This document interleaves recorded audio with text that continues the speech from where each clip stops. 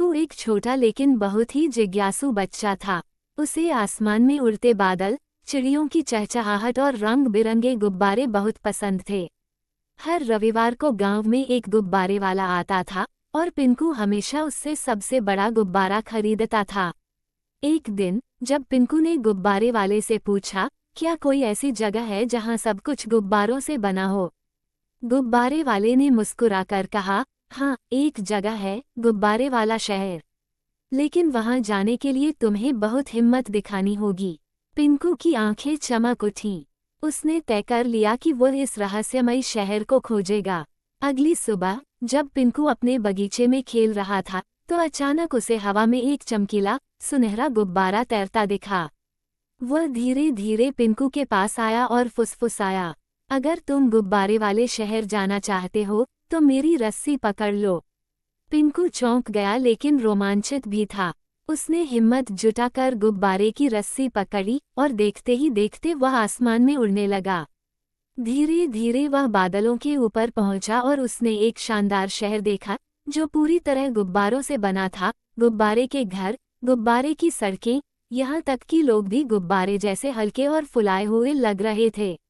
जैसे ही पिंकू ने जमीन पर पैर रखा, एक ऊंचा, चमकीला नीला गुब्बारा उसके पास आया। स्वागत है पिंकू, मैं इस शहर का राजा हूँ, राजा फूफू। राजा फूफू ने बताया कि उनका शहर जादुई गुब्बारों से बना है।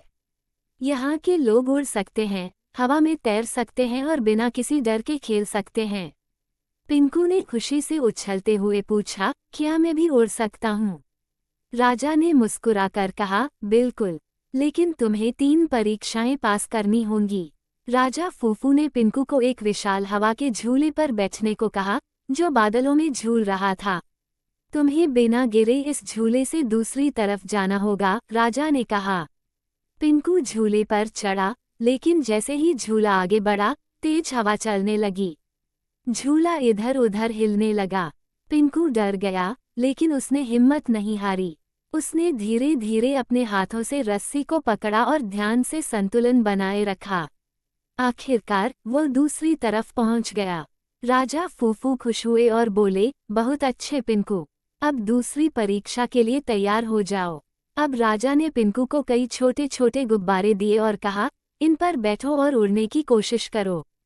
पिंकू ने गुब्बारों को पकड़ा और धीरे धीरे हवा में ऊपर उठने लगा।